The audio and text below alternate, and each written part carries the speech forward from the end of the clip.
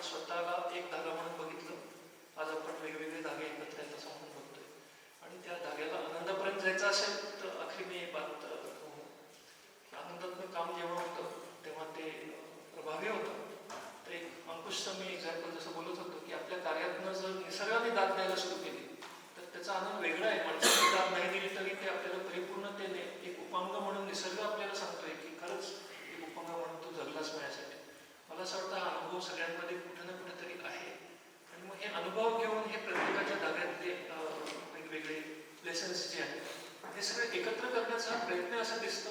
मी तर खूप समाधानी आहे कारण अनेक गोष्टी नवीन याच्यामध्ये विचारायला मिळतात. सातारा सिंचन विभाग साताऱ्यात आता सध्या कार्यरत आहे. प्रत्येक वेळेला मीटिंगमध्ये प्रशासनाची मदत मिळत नाही, प्रशासनाकडे पत्रव्यवहार करून पण प्रतिसाद मिळत नाही. अशा बऱ्याच वेळा आपण ऑनलाईन बैठकीमध्ये चर्चा करत होतो. तर आता या ठिकाणी जमलेली जर सर्व मंडळी पाहिली तर आपण सर तुम्ही सांगितलं साधारणपणे 35-40 लोक आपण आहोत. तर प्रत्येक नदी प्रवाहाची स्वतःची अशी एक कायमशैली आहे, स्वतःचं असं एक ज्ञान आहे, स्वतःचं असं एक त्याच्यामध्ये विषयाशी संबंधित एक्सपर्टाईज आहे.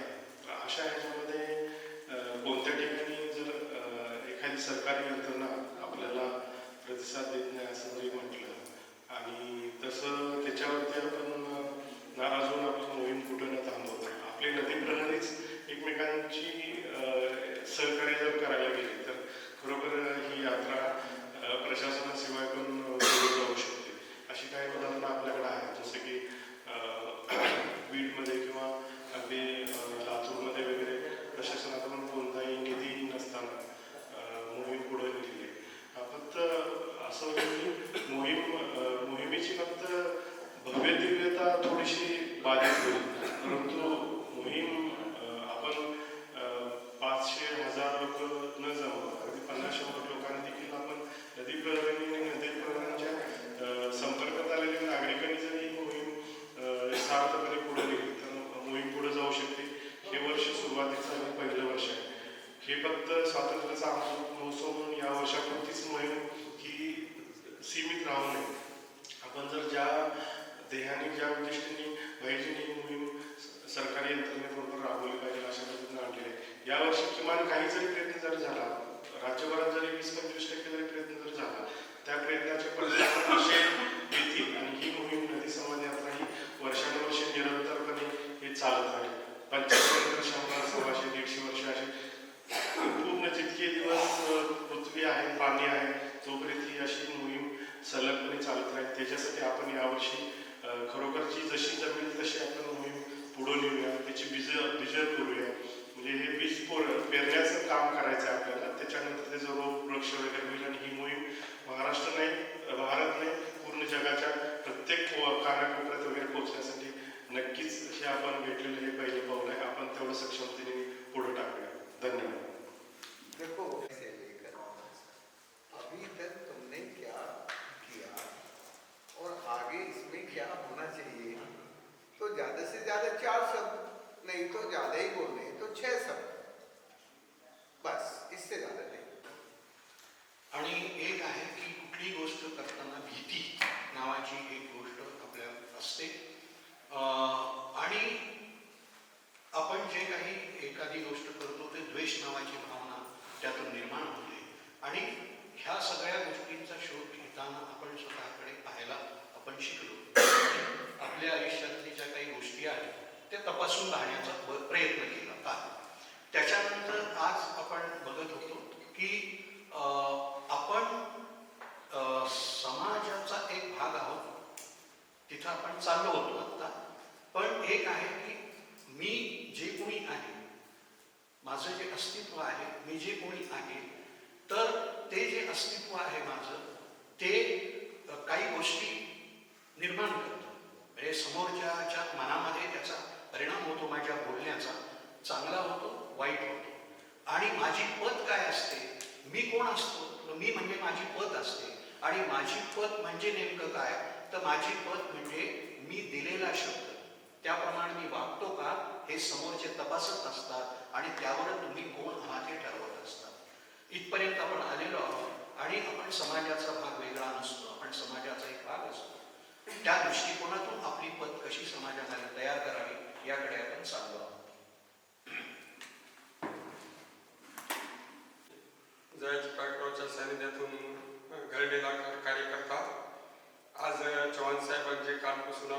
प्रशिक्षण दिलं. त्याने फक्त आपल्याला काय दिलं, बळ दिलेलं आहे. आणि जिथं आपल्याला शासन मदत करत नसेल तर 500 गावं त्यानं पाणलोट सत्राखाली आणले आणि ते मशीन घेतले.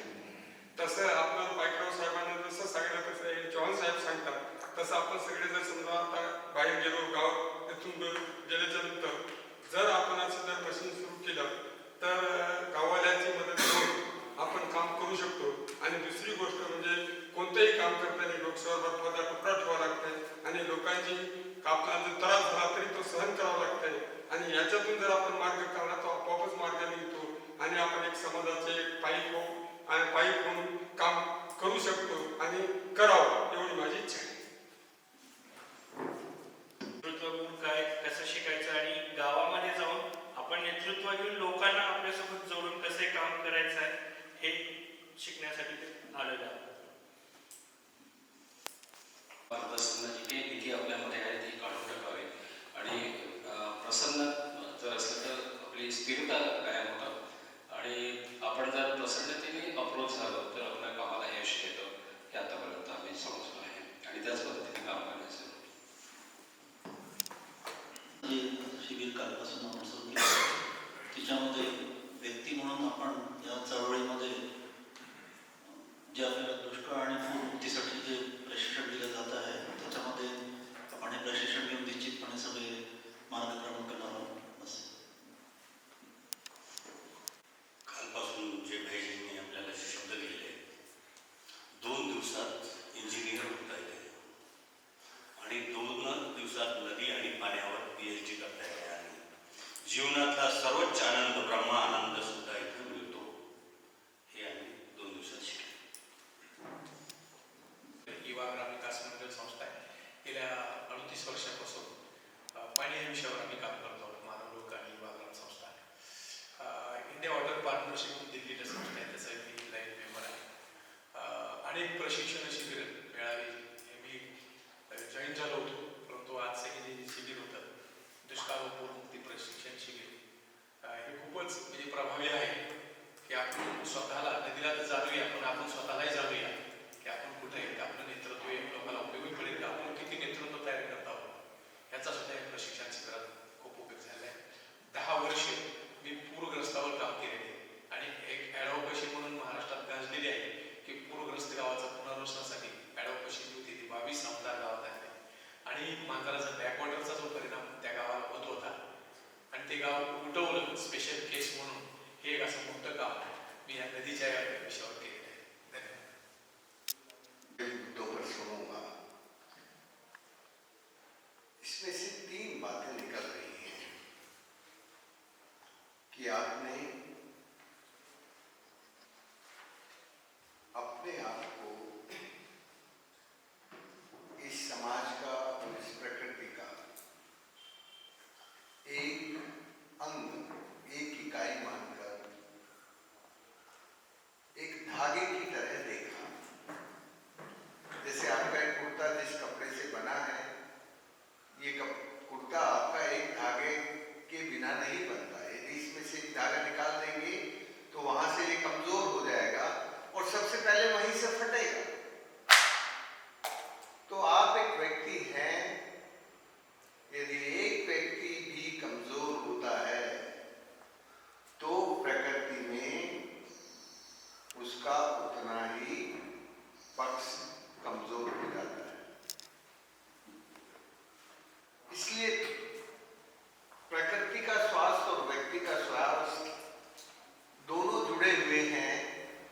लेकिन हमारी आधुनिक शिक्षा में ये प्रकृति और मानवीय रिश्तों का जो स्वास्थ्य से संबंध है वो पढ़ाया नहीं जाता.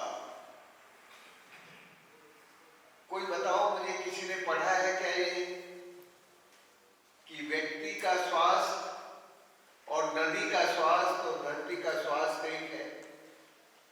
नदी के स्वास्थ्य का संबंध धरती के स्वास्थ्य से और मानव के स्वास्थ्य से रिश्ता है. ये पढ़ा है आपने? और आप सारे शिक्षित लोग हैं, सब कॉलेज यूनिवर्सिटी में पढ़े हैं. तो शिक्षा हमें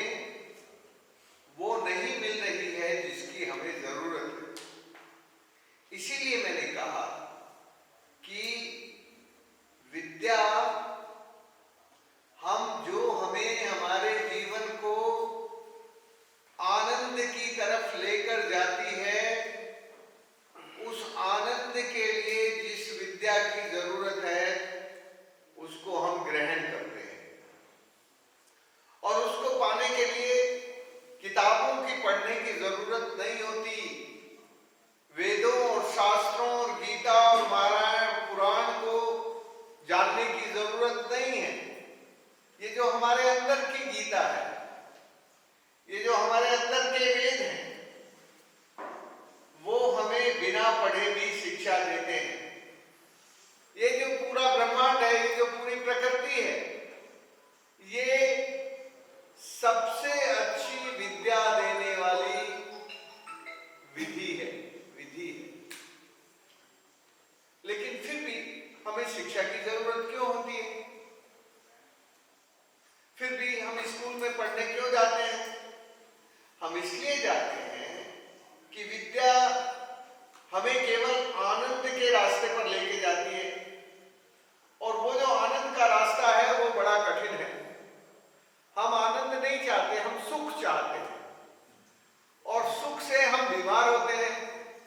जो लोग जितना ज्यादा सुख प्राप्त है वो लोग उतने ही ज्यादा बीमार हैं। तो हमारा जो मन है, वो क्या चाहता है? सुख चाहता है। और हमारी आत्मा क्या चाहती है? वो आनंद चाहती है। तो हम अपनी आत्मा को पोषण करने के लिए, अपनी आत्मा की पुष्टि के लिए विद्या पाने की कोशिश नहीं करते। हम अपने शरीर को सुख देने वाली शिक्षा चाहते हैं। इसलिए हम स्कूल जाते हैं, कॉलेज जाते हैं, यूनिवर्सिटी को टॉप करके कंपटीशन में सबसे आगे निकलना चाहते हैं, क्योंकि वहां यूनिवर्सिटी को टॉप करने से हमें दुनिया का सबसे बड़ा पैकेज मिलता है, सबसे बड़ा पैसा मिलता है, सबसे ज्यादा सुख मिलता है। तो आज इस सत्र में हमें ये तय करना है कि हमें अपने आप को जानकर, अपने आप को समझकर ये तय करना है कि अब हमारा जीवन का जो बाकी का हिस्सा है वो हम आनंद के लिए लगाएंगे कि सुख के लिए लगाएंगे। आनंद के लिए कौन लगाना चाहते हैं? हाथ खड़ा करो। जिनको आनंद चाहिए वो हाथ खड़ा करें। वाह, अरे वाह, ये तो सब आनंद वाले हैं। तो यदि आप सचमुच आनंद चाहते हो तो फिर मेरे लिए काम आसान हो गया। मेरे लिए काम आसान क्यों हो गया? क्योंकि आनंद पाने के लिए सबसे पहले हमें अपने आप को ठीक करना है, और अपने आप को जब ठीक करेंगे जब हम अपने आप को जानेंगे। कल शाम के वक्त भोसले साहब ने हमारे मन और आनंद के बीच के कुछ रिश्ते बताने की कोशिश की थी। कुछ रिश्ते आपने समझे होंगे। जो उन्होंने बताया उसको मैं दोबारा नहीं बोलता, लेकिन जो और जरूरत है समझने की वो मैं थोड़ी कुछ बातें आपको रखना चाहता हूं। देखो, ये जो मन है, ये मन सदैव वो सब करना चाहता है जिससे आपका शरीर को श्रम ना करना पड़े। क्या ना करना पड़े? श्रम ना करना। तो मन आपका श्रम मुक्त होना चाहता है, उसको भी मुक्ति चाहिए। किसको? मन को। किससे मुक्ति चाहिए? श्रम से मुक्ति चाहिए। तो जब आपका मन श्रम की मुक्ति के मार्ग पर चलता है तो आप रोगी बनते हैं, और विविध तरह के रोग आपके पास आते हैं। तो तय करो कि मुक्ति चाहिए कि नहीं, और मुक्ति किससे चाहिए? ये कॉम्प्लिकेटेड सवाल है। हमें मुक्ति तो चाहिए, हम विरक्त तो होना चाहते हैं, पर किससे मुक्त होना चाहते हैं? हम मुक्त होना चाहते हैं श्रम से, मेहनत से, योग से, अभ्यास से। तो जरा मेरा दूसरा सवाल सुनिए। मेरा दूसरा सवाल ये है कि आप मुक्ति चाहते हैं कि नहीं? पहले तो ये बताइए, मुक्ति चाहते हैं कि नहीं? मुक्ति चाहते हैं? तो जो लोग मुक्ति चाहते हैं हाथ खड़ा करें। हाँ, गुड, वेरी गुड, और आसान हो गया। देखो, यदि तुम सचमुच मुक्ति चाहते हो चाहिए वो जिससे आपके जीवन में आनंद को आने की जगह बनती हो। और आनंद को जगह कौन देता है? मन नहीं देता है। कौन देता है? श्रम देता है। उनकी बात भी ठीक है, लेकिन इससे भी आगे जाना पड़ेगा। उस मुक्ति के रास्ते पे आपको आत्मा लेके जाती है। आत्मा जो है वो श्रम करना चाहती है। वो श्रम करना जितना कर सकती है करना चाहती है। वो श्रम से मुक्त होना नहीं चाहती। वो श्रम से डरती नहीं है। वो श्रम से बचती नहीं है। मन बचता है। तो कल एक सवाल मैंने चर्चा के लिए आपके लिए छोड़ा था कि यदि आप अपनी वृत्ति को पहचान लेंगे तो आप अपनी मन की गति और आत्मा की गति, इन दोनों की गति में क्या डिफरेंस है, इन दोनों की गति में क्या फर्क है और ये दोनों कैसे काम करते हैं, ये आपकी मुट्ठी में आ जाएगा। आएगा कि नहीं? लेकिन इसमें जो सबसे कठिन सवाल है, जो मेरे लिए भी कठिन है, वो सवाल ये है कि व्यक्ति को तत्काल पहचानना और पकड़ना बड़ा मुश्किल काम है। भोसले साहब इसमें कुछ मदद कर सकते हैं बताने में कि हम व्यक्ति को कैसे पहचाने, हम अपनी आत्मिक चरित्र को कैसे जाने, कैसे पकड़े, कैसे पहचाने। भोसले साहब कुछ मदद करेंगे आप?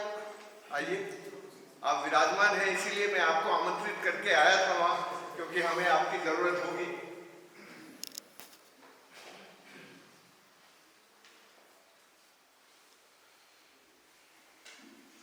धन्यवाद। कोशिश करते हैं जी। जो आप हैं वो तो पहले से ही है, उसमें कुछ आपको ऐड करने की या निकालने की जरूरत नहीं। इन्होंने मुझे ये कहने के लिए कहा कि हम कैसे पहचानें। अब देखिए, जो चीजें आपको अधिक पसंद है, जिन चीजों को आप अधिक चाहते हो, क्या चाहते हैं आप जीवन में? आनंद, सुख और शांति और समाधान और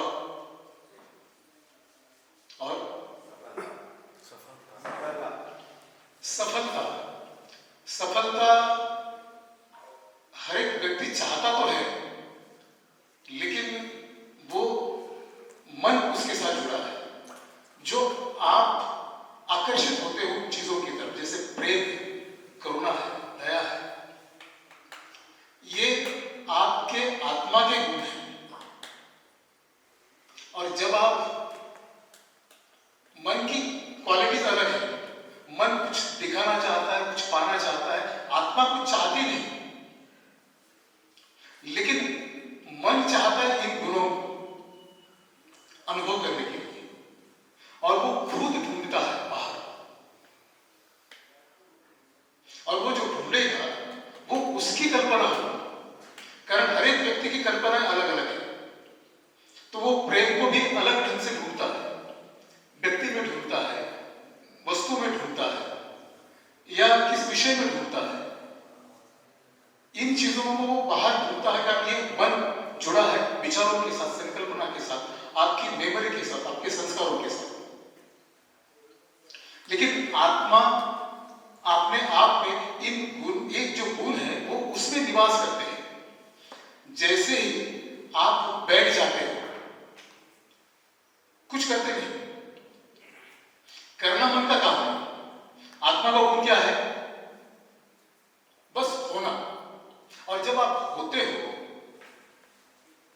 तो उस वक्त आपने आप ये सारे जो क्वालिटीज हैं, आनंद हो, खुशी हो, शांति हो, प्रेम हो, करुणा हो, अपने आप बाहर आने शुरू हो जाते हैं, है ना? और ये अनुभव आप कर सकते हो जब आप 8, 15 दिन, 25 दिन जब शिविर में आते हैं, मेडिटेट करते हो, वहां होता नहीं, बल्कि आपको तो कहते हैं कि मतलब ये छोड़ो, मोबाइल मत ले लो, विचार मत करो, बाकी खाना कम खाओ, बाकी तो चीजों को हम हटा देते हैं। लेकिन जब आप बैठते हो, इन चीजों को हटाते इसलिए कारण ये अवरोध पैदा करते हैं आपके बैठने में, और जैसे ही आप बैठ जाते हो तो अपने आप खुश हो जाते हैं। लोग जब शाम को मिलते हैं तो बोलते हैं बड़ा आनंद आ गया, लेकिन आनंद किस बात का?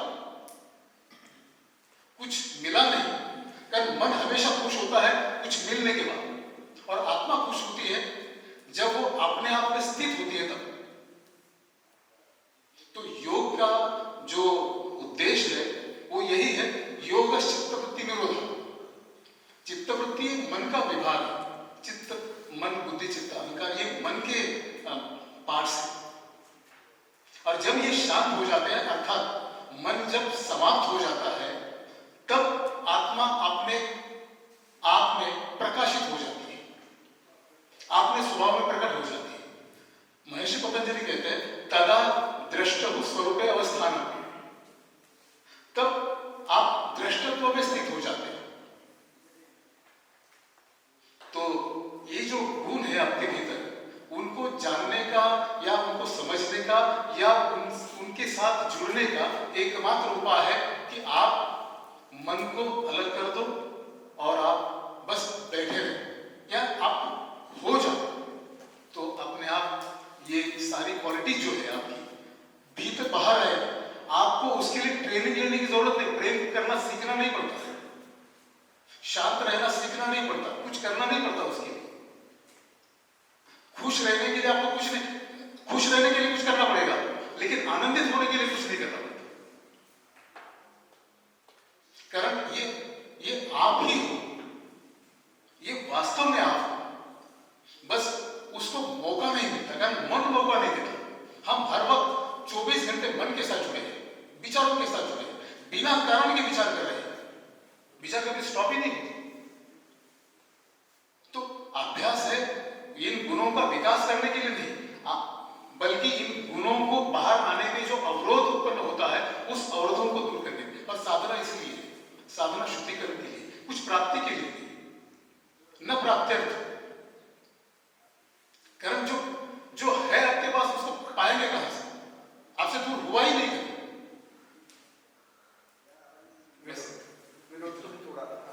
आपको एक साथ रखना, जैसे वैसा कह रहे थे, तुरंत करना ये कठिन भी लगता है, पर मुझे ऐसे लग रहा था, एक प्रश्न है, यदि यहाँ विनोद खड़ा है कि उसका उत्तर देता है तो भी ठीक है, उत्तर नहीं देता तो भी ठीक है, दोनों इसमें मैं संपूर्ण हूँ। तो उत्तर देने वाला विनोद यदि कुछ तो है, तो अब मैं उत्तर नहीं दे पा रहा हूँ तो मैं कुछ कम हूँ, इसमें लग जाए तो इसमें मन आ गया। यदि मैं केवल जो हूँ सो हूँ, आज मेरे पास उत्तर नहीं है तो वैसे भी मैं पूर्ण हूँ, और उत्तर खोज रहा हूँ तो वो भी पूर्ण है, और मिल गया उत्तर नहीं मिल गया, यदि इसमें न लगते हुए जो हूँ सो हूँ, तो फिर ये साक्षी भाव बन जाता है। तो मैं साक्षी हूँ, पर केवल साक्षी बनने से एक स्टैटिक आ जाता है। साक्षी बनेगा तो फिर ये कुछ करेगा नहीं करेगा, नाला नदी के नाला बन गया तो शायद ये साक्षी बनेगा। तो दो बातें आ रही है कि मैं कौन हूँ, तो मैं साक्षी भी हूँ, मैं खिलाड़ी भी हूँ, खेल तो रहा हूँ, आज विकेट 0 पे चली गई तो ठीक है, फिर भी मैं खिलाड़ी हूँ। तो मुझे लग रहा है साक्षी भाव और खिलाड़ी ये दोनों साथ में यदि हो तो डायनामिक इक्विलिब्रियम, ये एक जैसे कहते हैं सम्यक प्रज्ञा कहते हैं कि दोनों इसमें खुश है।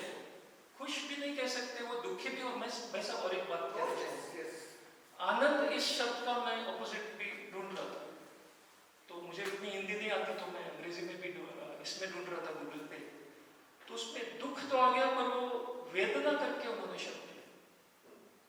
तो मैं सोचता हूँ कि यदि गांव के लोगों के पास साथ में चला जाऊं और मैं आनंद की बात कहूँ, तो मेरे जो सक्सेसेस है वो मैं शेयर कर रहा हूँ, जो पॉसिबिलिटीज है वो मैं शेयर कर रहा हूँ, तो फिर वो पहुंच जाएगा उन तक। पर यदि मेरी वेदना है आनंद के ऑपोजिट, यदि मैं वेदना से बात कर रहा हूँ और वो लोग वेदना में है, उनको सक्सेस नहीं मिला है, तो ये भी बात उन तक पहुंच रही है। तो इसमें क्या आनंद, क्या वेदना, क्या मैं समरस हो रहा हूँ, और समरस होते रहे मैं आनंद से कहता हूँ कि मैं आज वेदना में हूँ, मेरे पास आनंद नहीं है, पर वैसा मैं हूँ। आज कम स्कोर किया, ऐसा मैं खिलाड़ी हूँ, तो मैं कुछ खिलाड़ीपन मेरा 0 पे नहीं आता। यदि मैं ये दोनों ऑपोजिट्स को मैनेज करने को सीख लूँ, तो शायद मैं कितने भी बदल हो, सक्सेस आए ना आए, आगे वाले लोग आनंद को सुन पाए या मेरी वेदना को सुन पाए। तो मुझे ऐसे लगता है ऑपोजिट्स का जो संतुलन है वो मुक्ति देता है, आनंद और वेदना दोनों से। चाहे आनंद हो या वेदना हो, कम्युनिकेट तो कर लेंगे। और मन गतिशील है, कार्यरत है। लेकिन जब आप प्रेम में होते हो, शांति में होते हो, अर्थात आत्मा में होते हो, तो आप मन का बेहतर उपयोग कर सकते हो। दुख आता है, टेंशन आता है, असफलता आती है, विषाद होता है, इनसे आप लिप्त नहीं होते। इसलिए कल मैंने कहा था कि पहले छोड़ने की कला आप सीखो। आप छोड़ सकते हो, अपने आप में स्थिर होगी और आप बेहतर निर्णय कर पाओगे। अगर मन के साथ जुड़ जाते हो, मन के साथ अपने आप को आइडेंटिफाई करते हो, तो मन की सारी जो गुणवत्ता है वो आप समझते हो कि यही मैं हूं। मन दुखी है तो हम समझते हैं मैं दुखी हूं। लेकिन अगर आप दुख से अलग हो गए, फिर हम दुखी होना है या नहीं होना है, सफलता से खेद करना है या संतुलन में रहना, ये निर्णय आपका होगा। तो पहले आप आत्मा में आ जाइए, फिर आप मन का, शरीर का सही उपयोग करना सीख जाओगे। बस ये को पहचानने के लिए हमें क्या क्या देखना पड़ेगा? हमें अपने मन की स्थिति को देखना पड़ेगा, हमें अपने आनंद की, आत्मा की स्थिति को देखना पड़ेगा। अपन स्थिति प्रज्ञ यदि बन सकते हैं, तो यदि उस तरफ जाने का हमारी वृत्ति है, तो वहां तक फिर आगे सोचेंगे। अभी गुरुजी ने कहा कि भैया हम लोग यदि छोड़ना सीख लेंगे तो हम शायद आनंद के रास्ते पर आगे बढ़ जाएंगे और हमारे डिसीजन लेने में ज्यादा कुशलता, ज्यादा दक्षता और ज्यादा योग्यता हो जाएगी। समझ में आया? तो हमें किसी अलौकिक जगत की बात नहीं करनी है, हम यहाँ लौकिक जगत की बात कर रहे हैं। और लौकिक जगत में जो बीमारी आ गई है वो है बाढ़, सुखाड़, वो है नदियों का नाला बनना, वो है नदियों के नाले बनने से हमें बीमार होना।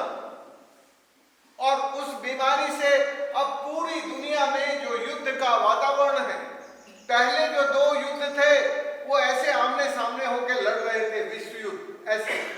लेकिन ये जो तीसरा विश्व युद्ध है जो अब शुरू हो गया है, वो ऐसे है। इसका मतलब उससे कोई बचेगा नहीं। उन 2 युद्धों से लोग बहुत बच गए थे, इससे बचने वाले नहीं है।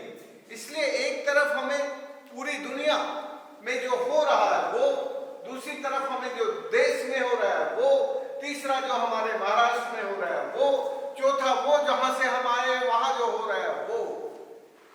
तो हम एक अणु के तौर पर इस पूरे ब्रह्मांड को कैसे जोड़ के अपने आप को पहचानने की कोशिश कर रहे हैं। कल हमने बहुत बात की थी इस पर, आज फिर मैं उसको लेके आ रहा हूं। क्यों लेके आ रहा हूं? क्योंकि हम ये मानते हैं कि हम इस कुर्ते में एक धागा है और वो धागा निकल जाएगा, कुर्ता वहीं से फट जाएगा। तो हमें हर धागे को ठीक रखना है, तब हमारा कुर्ता अच्छा और टिकाऊ और मजबूत और आनंद की तरफ हमें रखेगा। इसलिए हम जो बात कर रहे हैं वो अलौकिक नहीं है, परलोक की नहीं है, वो इस धरती की बात है। मैं बहुत एनकरेज हूँ गुरुजी ने जो कहा। फिर से मैं उसी बात को थोड़ा सा आगे लेके जा रहा हूँ, मेरे खुद के लिए बोल रहा हूँ। जब मैं सोचता हूँ कि आनंद के साथ रहना है या वेदना से मुझे डर लगता है, क्या वेदना से आनंद ये रास्ता है या दोनों मेरे भीतर समाज है? क्योंकि आप सारी वेदना की बात कर रहे थे भाई साहब, ये जो युद्ध है उससे क्या वेदना होगी? हम बच्चों के साथ जब प्लास्टिक इकट्ठा करने के लिए कहते हैं तो वो प्लास्टिक का टुकड़ा मछली के गले में अटकता है, तो उसकी वेदना जो, तो मेरे दिल में ऐसे लगता है यदि मैं वेदना के साथ पूर्णतः से रहूं तो मैं आनंद से दूर नहीं होता। तो ये दोनों को मैं यदि आत्मा के साथ रहूं तो मैं सम्यक देख पाता हूँ। ये तो एक ही कॉइन के चेहरे ऐसे दिखता है, क्योंकि जब हम वेदना देख के उस कार्य खिलाड़ी बनने का आनंद है। खिलाड़ी को यश मिलने का, अपयश मिलने के आनंद की बात नहीं है। खेल रहा है, हमें शरीर दे के खेल में भेजा है परमात्मा ने, तो ये खुशी है कि हमें सेवा का मौका मिल गया। उसमें यश मिलने से आनंद होगा ऐसी क्या जरूरत है। आज यदि मैं पूर्णता से खेल रहा हूँ तो मुझे आनंद है, बाकी मेरा कर्म पूर्णता से दे रहा हूँ, रिजल्ट आए तो आए, ऐसे मुझे लग रहा था। मैं खुद के लिए कंप्लीट करूँ। देखो अब मैं प्रैक्टिकली आरती की पहचान हो गई। या 2 मिनट आंखें बंद करो, कमर सीधी करो, सोच के मुझे जवाब दो। की गति आत्मा की तरफ लेके जाती है, परमात्मा की तरफ लेके जाती है, या भोग विलास की तरफ लेके जाती है, या पैसा लूटने की तरफ लेके जाती है, या दुनिया में सबसे बड़ा पैसे वाला बनूं, सबसे ज्यादा शोषण कर सकता हूं, शोषण करूं। क्या हूं मैं? मेरा मन मुझे किस तरफ ले जा रहा है?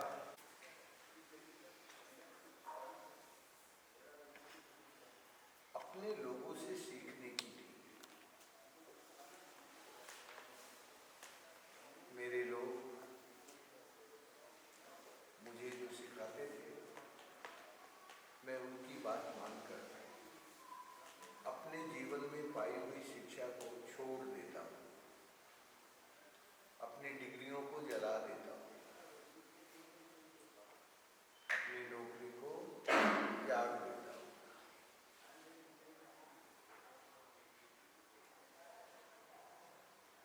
ये सब त्याग कर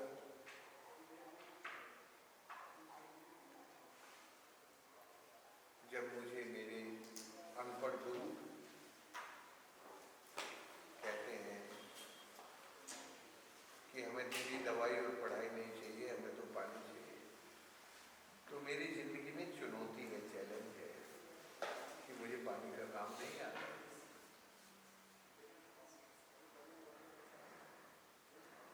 तब मुझे जिस वृत्ति के कारण अनपढ़ को गुरु मानकर उससे सीखने का और सीख कर करने का जज्बा पैदा हो जाता है, तो मुझे पता चल जाता है कि मेरी वृत्ति मुझे कहाँ लेकर जा रही है। और जब मुझे ये पता चल जाता है कि मेरी वृत्ति मुझसे क्या कराना चाहती है, तो मेरे जीवन में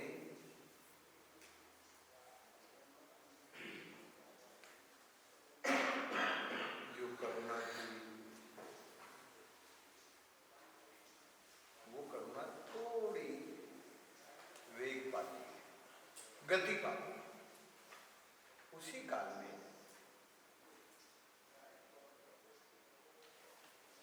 मेरे मन में कुछ द्वेग पैदा होते हैं, और वो द्वेग मुझे कहते हैं कि जो इस प्रकृति का अतिक्रमण कर रहे हैं, शोषण कर रहे हैं,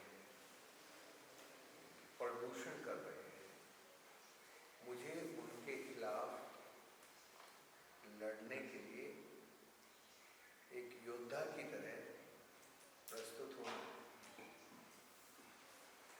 और फिर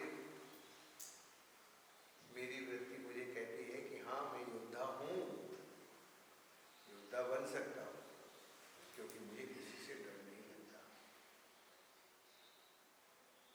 जब आप भय मुक्त होते हैं, तब आप इस दुनिया के सबसे बड़े योद्धा होते हैं।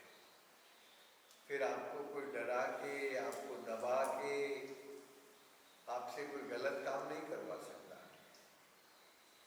फिर आपको कोई झुका नहीं सकता। तो मुझे फिर उस कदम पे अपनी वृत्ति याद आती है कि हाँ, मैं एक योद्धा हूँ, और इस देश के 28,000 खान माफिया को उनकी खाने बंद करा देता हूँ 5 साल लड़के। दिल्ली, हरियाणा, राजस्थान और गुजरात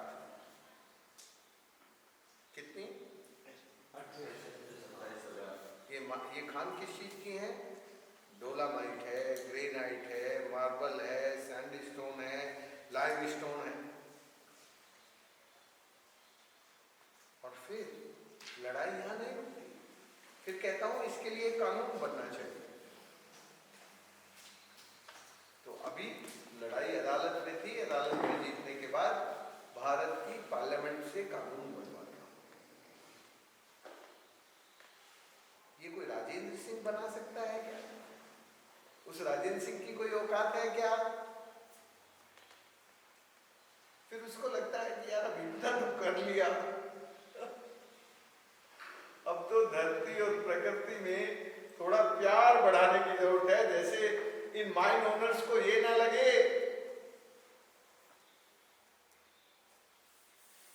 कि इसको केवल लड़ना आता है, कोई मुझे ये ना कहे कि केवल ये लड़ने वाला है। और फिर हम साथ साथ अपने पानी के काम को रुकने नहीं देते,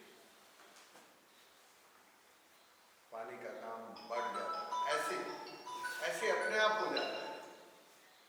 तो तुम इस कैरेक्टर में, इस राजेंद्र नाम के कैरेक्टर में ये ढूंढो कि ये व्यक्ति है या ये सामुदायिक व्यक्ति है, तो तुम्हें अपनी वृत्ति ढूंढने में आसानी हो जाएगी।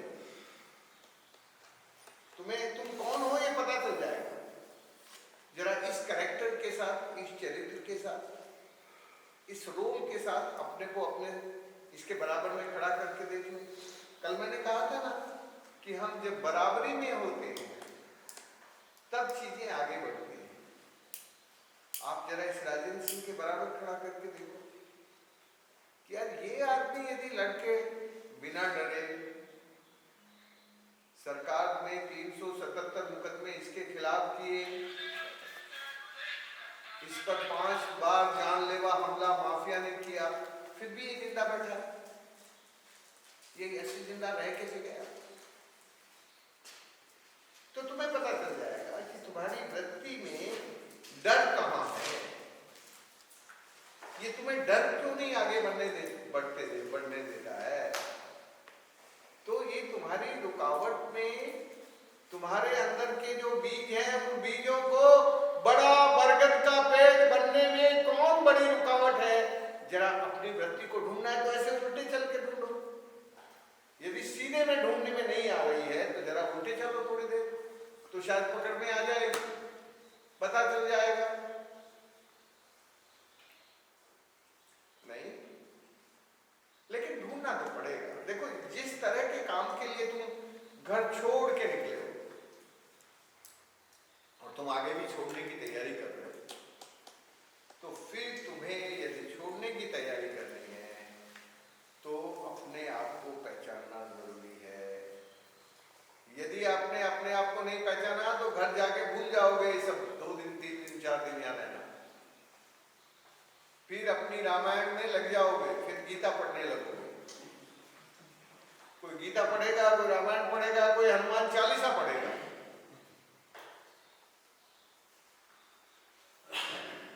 हम जो कर रहे हैं ये वही है, हनुमान चालीसा भी है, रामायण भी है और गीता है।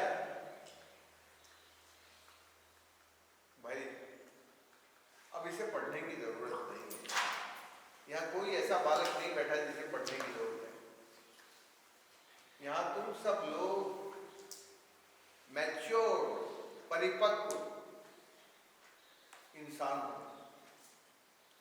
और परिपक्वता कैसे आती है? परिपक्वता आती है हमारे करने से।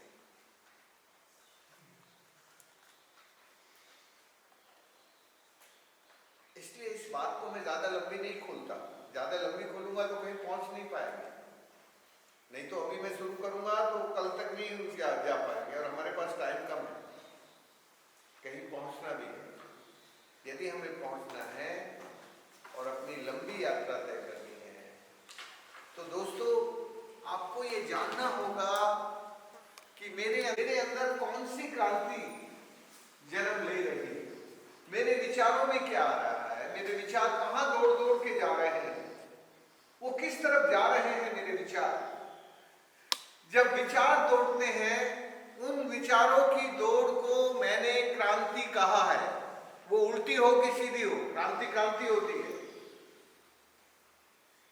क्रांति सृजन नहीं होता, और क्रांति केवल सृजन के लिए नहीं होती, क्रांति विनाश के लिए भी होती है। तो पहले ये पकड़ना होगा कि आपके अंदर के विचार आपको किस तरफ लेके जा रहे हैं।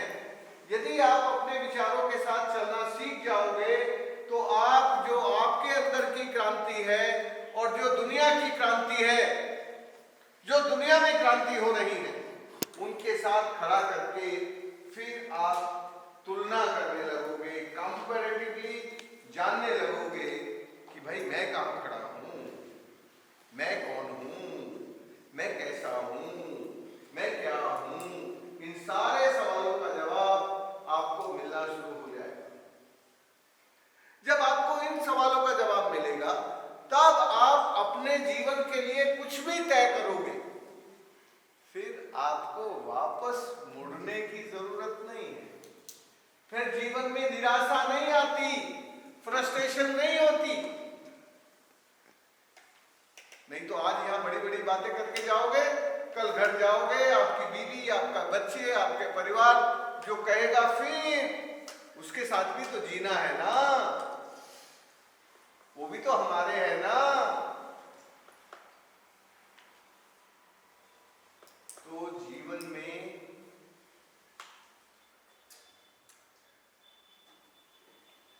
चलना है, जीवन को चलाना है, और जीवन को चलाने के लिए जीविका देखना होता है। मैंने कल भी ये सब कहा था, life, livelihood and dignity. Dignity, कोई लोग सुख को डिग्निटी मानते हैं, ज्यादातर लोग सुख को डिग्निटी मानते हैं। डिग्निटी शब्द सुख के साथ जुड़ा है, सम्मान के साथ जुड़ा है, रेस्पेक्ट के साथ। और रेस्पेक्ट, जब जीवन में सुख आता है तो उसको आप सम्मान के साथ देखने लगते हैं। तो ये कठिन सवाल है। इस कठिन सवाल का जवाब बहुत कुछ गुरुजी ने दिया, कुछ थोड़ा विनोद ने भी देने की कोशिश की, मैंने भी देने की कोशिश की, लेकिन अभी भी ये जवाब आपको मिला नहीं है शायद, इसलिए आपने किसी ने बोला नहीं। बोला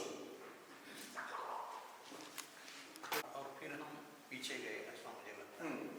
अध्यात्म की भाषा सबको समझती है ऐसा नहीं है, हाँ। लेकिन एक मोड़ पर हम आए थे कि आत्मा की आनंद के लिए काम करना, ये तो इजी है, सबको समझता है। दूसरी बात है कि सुख ये भोग की तरफ जाता है, ओके, और डिग्निटी उससे जुड़ी आती है, इसके लिए आकर्षित होते हैं हम। लेकिन वो है कि आनंद की बात नहीं होगी, वो सुख की बात होती है। इतना डिफरेंस तो आपने कर लिया, ओके। तो इसके आगे अगर हम हमारा काम जोड़ते हैं, ये लोग सब जाने का रास्ता ढूंढते हैं, तो इसमें सब ये भी देखेंगे कि मैं क्या कर सकता हूँ, मन का समाधान ढूंढ सकता हूँ, आत्मा का आनंद ढूंढ सकता हूँ, या मुझे सुख चाहिए, तो मैं कहाँ हूँ इसका भी शोध उसमें आ जाता है, वो पर्सनली उस लेवल पर। इस मुद्दे को जिस तरीके से आप आगे लेके जा रहे थे, वो अगर आगे लेके जाएंगे तो हमें उसमें से इजीली कुछ हम निकाल सकते हैं, ऐसा मुझे लगा, गाइडेंस मिल सकता है। देखो, राम ने जवाब नहीं दिया तो मुझे फिर वापस मुड़ना पड़ा, नहीं तो मैं नहीं मुड़ता। मैं तो कितना आगे ले आया था, कल ही काफी आगे ले आया था। फिर आज सुबह भी आके जब मैं बोल के गया तो काफी 2-3 मिनट ही बोला, लेकिन 2-3 मिनट में मैंने आपको दो सीढ़ी चढ़ा दिया था ऊपर। सुबह वाली बातचीत में 2 सीढ़ी आपको ऊपर चढ़ा दिया था। फिर मैंने आज प्रैक्टिकली पूछा कि भाई तुम बताओ कि तुम जो काम कर रहे हो, तुम्हारा चला जानो या नदीला, तुम्हारा ड्राउट एंड फ्लड का जो भी तुम काम कर रहे हो, उस काम को तुम अपने जीवन के साथ जोड़ के कैसे देखते हो, ये बताओ। किसी एक भी आदमी ने बोला? तुम भी बोले क्या? नहीं बोले ना। तो मुझे फिर वापस जाना पड़ा। मुझे लगा कि मैं तेज दौड़ के आगे निकल गया हूं और मेरे साथ चलने वाले मुझसे बहुत पीछे हैं, तो मुझे फिर वापस आना पड़ा, इसलिए मेरी मजबूरी थी। और ये मेरे सिद्धांत के जीवन के खिलाफ है। मैं जिनके साथ बैठा हूं उनको साथ लेकर ही चलता हूं। मैंने कभी अपने आप को आगे नहीं निकाला, कभी नहीं निकाला, कभी भी। मैं जिनके साथ बैठा हूं वो जब तक मेरे साथ नहीं चलेंगे मैं नहीं चलता।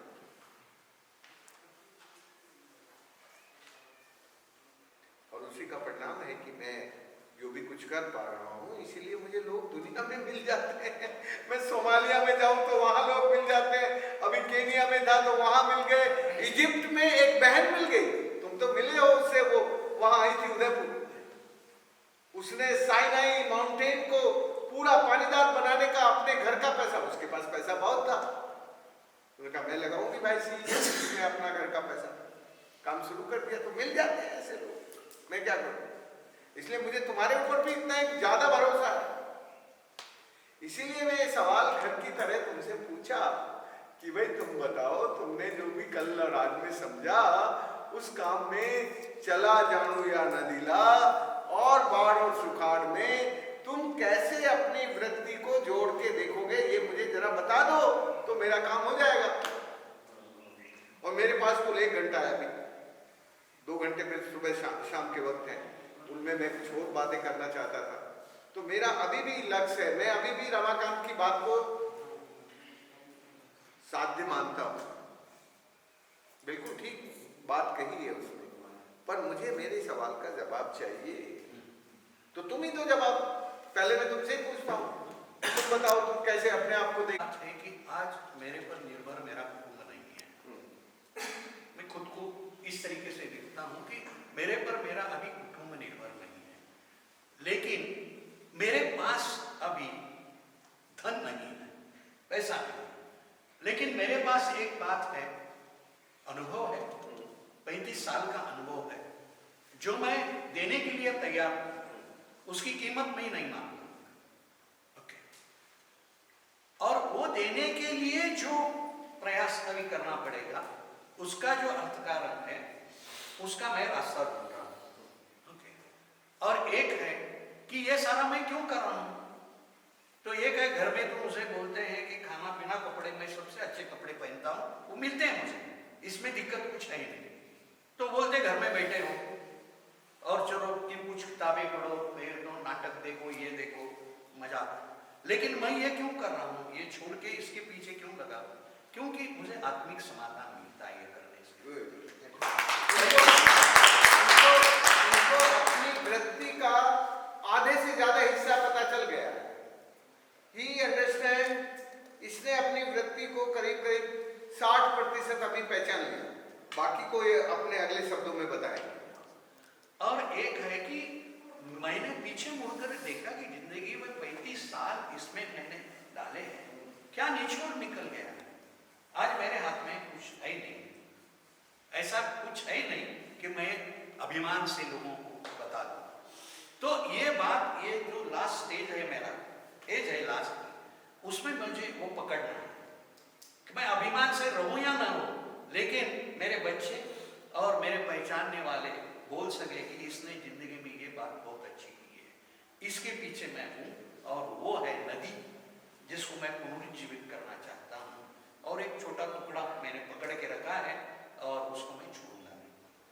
सुंदर। देखो, अब तुम इसकी बात को जरा विश्लेषण करके आधा मिनट में समझ लो।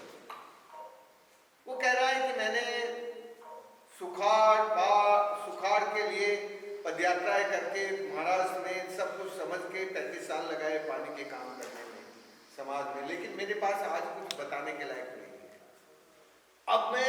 अब मुझे अपनी पहचान हो गई है कि मैं क्या कर सकता हूं।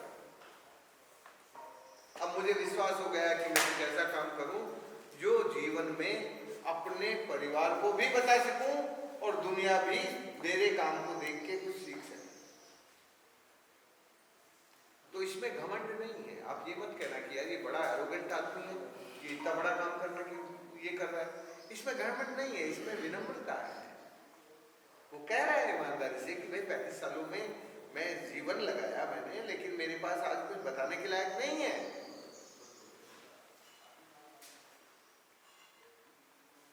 पास बताने के लिए है, इसको घमंड मत मानना।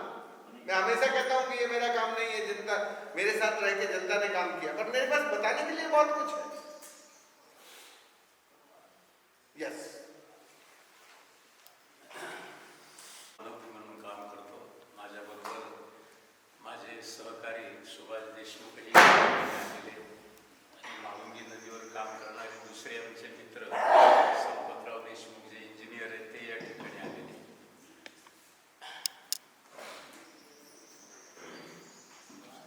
या 2 दिवसामध्ये कालच्या आणि आजचा जो अर्धा दिवस आहे, 1.5 दिवसामध्ये विशेषतः काल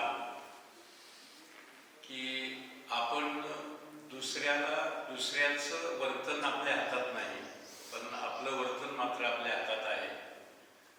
आणि आपली वृत्ती, आपली ओळख जर स्वतःची झाली तर त्या दिशेनं आपण चांगलं काम करू शकतो, असं मला स्वतःला कालच्या याच्यातून लक्षात आलेलं आहे, किंवा ते माझं आकलन आहे. मी सेवानिवृत्त आहे, मला बऱ्यापैकी पेन्शनही मिळतं, सामाजिक काम करण्याची मला आवड आहे, निसर्गाची मला आवड आहे. आणि हा कार्यक्रम सुरू होण्याच्या अगोदर 5 वर्षापूर्वी आम्ही आमच्या नदीची परिक्रमा, की जी आता आम्ही आपल्या जलबिरादरीच्या वतीनं घेतलेली आहे, ती परिक्रमा त्याच वेळेला आम्ही केलेली होती. आणि रमाकांत बापू मध्ये आमच्याकडे येऊन गेले आणि त्यातून पुढं आम्ही याच्याशी जोडलो गेलो. आणि आम्हाला असं वाटतं, मला म्हणजे कधी कधी असं वाटतं की आपण 2 वेळेला 3 वेळेला लोकांना सांगतो, त्याचा राग येतो, पण कालच्या याच्यातून रागातून काही निष्पन्न होतं असं दिसत नाही, काही चांगलं होतं पुढं असं दिसत नाही. त्यामुळं आपल्याला जे समजतं ते जर कृतीत आलं ते आपल्याच हातात आहे. त्यामुळं रागावर हे कंट्रोल करणं हे गरजेचं मला व्यक्तिशः मला वाटतं. दुसरी गोष्ट, रमाकांत बापू वारंवार सांगत असतात की हा जो कार्यक्रम आहे तो लोकांच्या सहभागातून लोकांचे प्रश्न जे आहेत ते समोर आले पाहिजेत आणि त्यांचा कार्यक्रम आहे असं प्रतिबिंब त्या उपक्रमामध्ये दिसलं पाहिजे, तेही मला पटलेलं आहे. यापूर्वी मला स्वतःला असं वाटायचं की आपला अधिक अभ्यास आहे आणि एक प्रकारचा तो एक अहंकार आपल्यामध्ये होता. पण आपल्या सहवासामध्ये आल्यानंतर, सगळ्यांचे विचार ऐकल्यानंतर, की इतरांनाही अनेक गोष्टी आपल्यापेक्षा अधिक माहीत असतात, तेही जाणून घेतल्या पाहिजेत आणि आपण पुढे गेलं पाहिजे, याची मला या ठिकाणी जाणीव झालेली आहे. आणि आम्ही यापूर्वीच असा विचार केलेला आहे की आपल्याला जे पेन्शन मिळतं त्याच्यातला एक 10% हिस्सा आपण या कामासाठी खर्च करूया. आणि त्या पद्धतीनं आम्ही पदयात्रा जी केली ती आमच्या खर्चातून केलेली आहे. बजेट आम्ही त्यांना दिलेलं आहे. जरूर ते मिळालं तर आम्हाला आनंद आहे, नाही मिळालं तर त्याचं दुःख आम्हाला असणार नाही. आणि या कामाशी म्हणजे मी प्रापंचिक माणूस आहे, सामान्य माणूस आहे, मी काही इतरांसारखा असामान्य नाही, पण या सामान्य राहूनच या कार्यामध्ये सहभागी होण्याची मनापासून आमची सगळ्यांची इच्छा आहे. आणि असे आमचे तिथं काही आमच्याशी सहमत असणारे, संगमनेरमध्ये आणि अकोले तालुक्यामध्ये सहमत असणारे काही मित्र आहेत, त्यातले बहुतेक पेन्शनरच आहेत आणि या कामाशी जोडलेले आहेत. या कामाचा अनुभव जो आहे आपल्याला कदाचित माहीत नसेल, परंतु कॉम्रेड दत्ता देशमुख जे पहिल्या महाराष्ट्र सिंचन आयोगाचे सदस्य होते, ते स्वतः 1942चे सिव्हिल इंजिनियर होते. त्यांना त्या काळात यशवंतराव चव्हाणांनी मुख्यमंत्री पदाची ऑफर सुद्धा दिलेली होती, कारण ते विरोधी पक्षात होते. आणि महाराष्ट्रातल्या दुष्काळाच्या प्रश्नावर त्यांचा फार मोठा अभ्यास होता. त्यांचाही सहवास मला मिळालेला होता.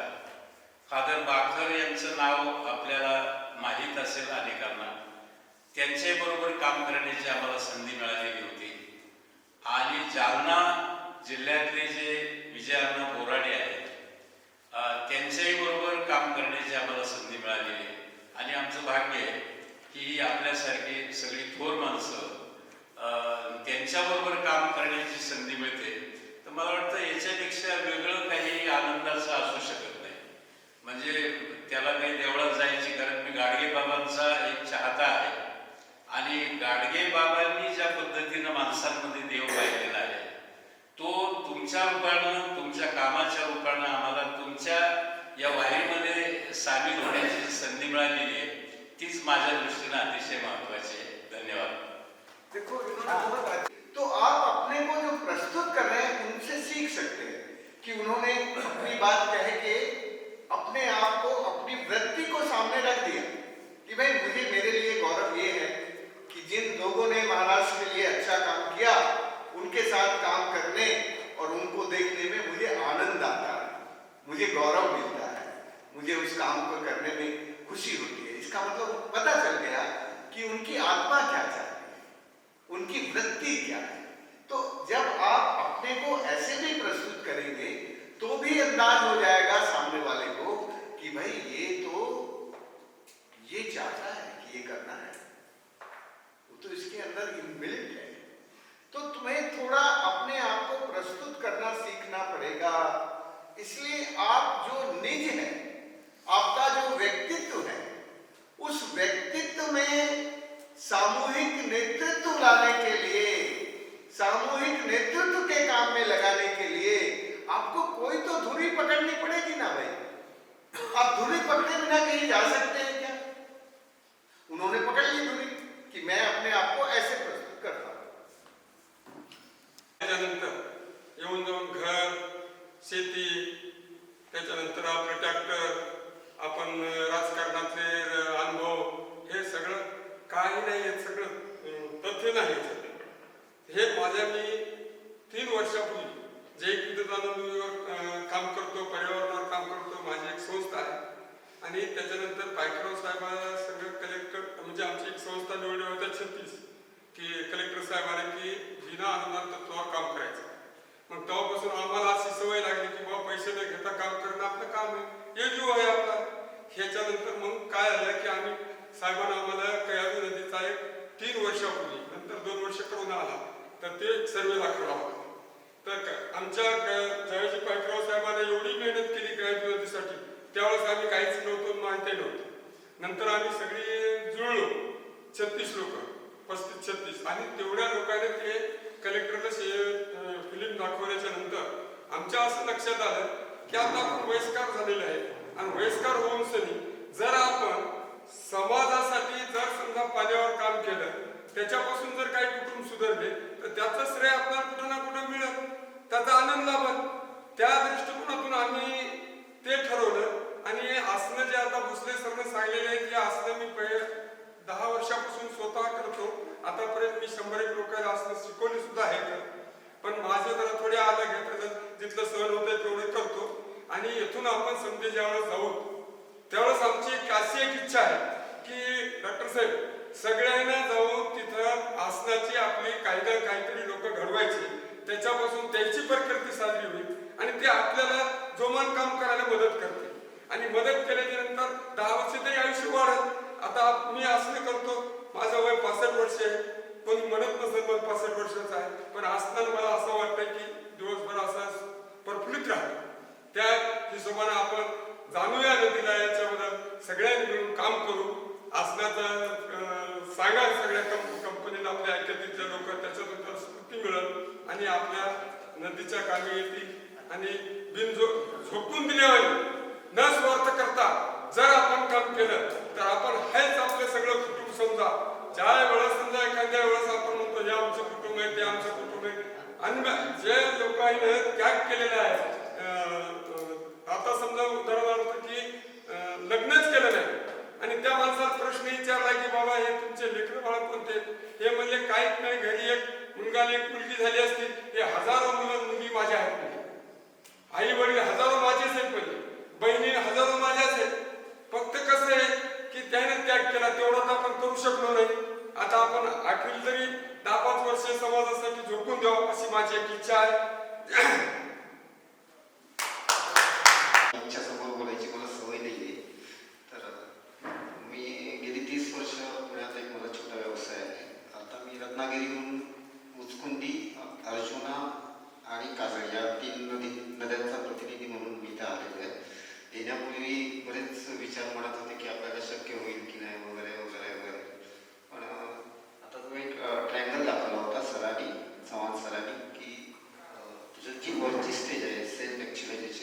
स्टेजला मी आता आहे आणि तशा काही कौटुंबिक जबाबदाऱ्या वगैरे फार नाही आहेत. एक विचार होता मनात की 30 वर्ष व्यवसाय केल्यानंतर कुठेतरी आपण सामाजिक कामाशी जोडलं जावं म्हणून. तर एक मध्ये सुमन पांडे सरांचा नदीवरती वर्कशॉप झालं होतं. त्यावेळी कुठेतरी हे झालं की नाही, आपण थोडंसं पाण्याविषयी प्रेम पण होतं आणि ह्या पाण्यावरतीच काम करायचं होतं. त्याच्यामुळे म्हटलं की हा एरिया आपल्याला सामाजिक काम करण्यासाठी ठीक आहे म्हणून मी त्यावेळी तुझ्याशी जोडलं होतं. तर मी पण असं ठरवलं की माझ्या व्यवसायातला काही भाग स्वखर्चाने मी या कार्यक्रमाशी वापरून घेईन. धन्यवाद. पण एक जशी कोरडी नदी सरकारकडे जाते तसं डॉक्टर साहेबांना माझे काही प्रश्न आहेत. बेसिकली मी ज्या तालुक्यात आहे ना तो मुळशी तालुका आहे. डॉक्टरांशी आम्ही बोलत होतो की कोल्हापूर त्याचे बंधारे आमच्याकडं यशवंतराव काळापासून जेव्हा 70-80 दशक होतं महाराष्ट्रासाठी, तेव्हा यशवंतराव कोल्हापूरचे बंधारे बांधले. त्यामुळे मुळशी संपन्न आहे. तुम्ही लवासा नाव ऐकलं असेल. ते जे सगळं तिकडं त्या काळात तेव्हापासून तिथे बंधारे असल्यामुळे मुळशी फार संपन्न आहे. तिथनं भाताचं वगैरे पीक येतं. पण मी विशिष्ट एका म्हणजे कामासाठी आलो होतो, म्हणजे तुमची भेट झाली की राम नदी नावाचा प्रोजेक्ट तुम्ही स्वतः एकदा आला होता. मला चांगलं माहिती आहे. आम्ही ते दुसऱ्या दिवशी पाचलं असलं. राम नदीसाठी खूप पुण्यातली लोक कामं करत होते. पण तुम्ही सांगितलं बरोबरीने जायला हवा. लोकल माणसाचा सहभाग त्याच्यात असेल राम नदीच्या सगळ्या पुनर्जीवनाकरणात. तो तुम्ही पण राम नदीबाबत ऐकलं असेल कदाचित. तर डॉक्टर माझी स्वतःची शंका आहे, मेरी शंका है कि लोकल आदमी का परफॉर्मेंस नहीं होता. अब आए थे राम नदी के कारण, आपको देख के गए सब कुछ, वो बादल में एरिया में सब देख के आए वगैरह, मगर उसके बाद जो लोकल सहभागी हम जैसे को सहभागी करना चाहिए वो होता नहीं है. पुण्यात नॉर्मली काय होतं, तुमच्यासारख्या सुशिक्षित लोक येतात, नदीच्यासाठी काम करतात. आज पुण्यात एक विशिष्ट लोक खूप काम करतात, पण लोकल सहभागातून जी चळवळ उभी राहिली पाहिजे ना. मला सांगू शकतो डॉक्टर, मी जरी त्या तालुक्यात असलं तरी आमची पण इच्छा असते की राम नदीसाठी आपण काहीतरी करावं. पण तो जोडणारा पूल, जशी रोग बिरादरीची लोक येतात, पाणी बिरादरी लोक येतात, तेवढं त्यांचं काम करतात. आज तुम्ही इकडे शिबिर घेताय, पण राम नदीबाबत तालुक्यात म्हणजे मुळशी तालुक्यात लोकांचा जो सहभाग यासाठी काय करता आला, तर मला वाटतंय जेव्हा तुम्ही पुन्हा याल, पुण्याची बोलाल तर ते स्थानिक लोकांची फार गरज आहे राम नदी पुनर्जीवित करण्यासाठी. लोकसहभाग खूप गरजेचा आहे. मला वाटतंय तुम्ही जे वाक्य बोलला मला त्याने खूप आनंद वाटला की आपण इकडे पुढे पळत जाऊन नाही गेलं पाहिजे, की आपल्या बरोबर गेलं पाहिजे. की इच्छा असतेच लोकांच्या आतमध्ये इनबिल्ट असतं. जसं गुरुजी म्हटले सगळं काही तुमच्या आतमध्ये असतं, पण त्याला एक ना मार्ग मोकळा करायचं साधन लागतं. तर मला वाटतंय राम नदीसाठी पण आपण विशेष प्रयत्न करावा. मी त्या तालुक्यातल्या माझी जन्मभूमी आहे. राम नदीच्या हार्डली 2-3 किलोमीटरवर माझं गाव आहे. तर त्या लोकसहभागात जर आपल्याला काही करता आलं तर मला वाटतंय इकडे आज इतकं लांबून आलोय खास तुमच्यासाठी झालं, त्या भेटण्याचं खरं अर्थाने सार्थक होईल. राम नदीबद्दल थोडंसं मी सांगतो, कारण मी काय राम नदीवर काम करत नाही. तरी पण राम नदीबद्दल सांगावं असं मला एवढ्यासाठी वाटलं, कारण राम नदी हे एक मॉडेल म्हणून आम्ही पाहतो. राम नदीची चळवळ आणि त्याच्याशी जोडलेले हजारो लोक, त्याच्याशी जोडलेल्या 101 संस्था, त्याच्याशी जोडलेले वेगवेगळे तज्ज्ञ जी मंडळी आहेत, यांची यादी आणि त्यांचे ते रिपोर्ट्स आणि ते पाहिल्यानंतर थक्क व्हायला होतं. इतकं काम राम नदीवर झालेलं आहे. आणि तसा सुतराम संबंध माझा राम नदीशी नाही, तरी देखील ते मला माहिती आहे. आणि म्हणून कालच्या प्रशिक्षणातली एक गोष्ट प्रकर्षाने आता लक्षात आली, ती म्हणजे अशी होती की आपलं काही ज्ञान असतं, आपली काही माहिती असते, त्याच्या पलीकडेही काही गोष्टी असतात ज्या आपल्याला माहिती नसतात. परंतु आपल्याला माहिती आहे या बेसवर आपण स्टेटमेंट करतो आणि त्यामुळं काही गोष्टी वेगळ्या सुटतात आपल्याकडून. ते आपलं हे ज्ञान नसतं, म्हणजे एका अर्थानं ते अज्ञान असतं. खरं तर हा काही शाब्दिक हे नाही आणि तो लादायचा भाग नाही आहे, पण त्या प्रशिक्षणाला मला ते जोडायचं होतं. म्हणून मी सांगितलं की काल जे काही आपल्याला शिकवलं ते इथं कसं उपयोगी पडतं. तर राम नदीचं प्रचंड काम झालेलं आहे. आणि मग आता तुम्ही इथं आहातच, तर यांच्याशी जर बोलला तर राम नदी चित्र आहे एवढंच मी सांगेन की राम नदी साक्षात चित्र आहे. नाही, आपण डायलॉग करा ना, आपण त्यांच्याशी बोलून घेऊन राम नदी समजून घ्या आणि बोला. धन्यवाद. कालच सरांनी सांगितलं की उज्ज्वल कुमार सरांनी सांगितलं की माणसाला राग सुटला गेला पाहिजे. आणि खरोखर मला खूप राग येत होता. म्हणजे आतापर्यंत या रागामध्ये माझ्या जीवनामध्ये कमीत कमी 50-60 लोकांशी मी बोलत नाही. परंतु सरांनी काल सांगितलं की राग हा माणसानं गिळला पाहिजे, राग हा गेला पाहिजे. तर आता असं वाटायला लागलं की इथून गेल्यानंतर त्या लोकांशी आपण कॉन्टॅक्ट केला पाहिजे, त्यांच्याशी बोललं पाहिजे. असं सुद्धा या कार्यक्रमातून आम्हाला असं जाणवं लागलं. आणि नदीवर काम करत असताना वेगवेगळे अनुभव पण आले की GR आल्यानंतर यात्रा काढण्याचं ठरवलं, बजेट मिळालं नाही मिळालं, परंतु आम्ही सर्व लोकांशी भेटलो, लोकांचा सहभाग घेतला आणि आमच्या उद्योगापासून संगमापर्यंत आम्ही यात्रा सुद्धा पूर्ण काढली आणि सगळा डाटा पण जमा केला. आम्ही आमच्या मग काढायची कशी, तर सगळे लोक स्वतःहून तयार झाले. आम्ही पण स्वतः तयार झालो की आमच्या घरून आम्ही टिफिन डबे बांधले, स्वतः आमच्या गाड्यांमध्ये पेट्रोल टाकलं, कोणी भोंगा लावला, कोणी गाडी वाहन भाड्यानं सांगितलं आणि अशा प्रकारे आम्ही आमची नदी यात्रा पण काढली. म्हणजे की आपल्याला मनातले जर काही गोष्टी करायच्या असल्या तर आपण निश्चितच आपल्याला करावं असं वाटते. नंतर पण आम्ही बजेट पण आम्ही सादर केलेलं आहे. आता ते सगळं शेवाळे सरांनी पण म्हटलं की मंजूर झालं नाही झालं, आता ती प्रोसिजर आहे.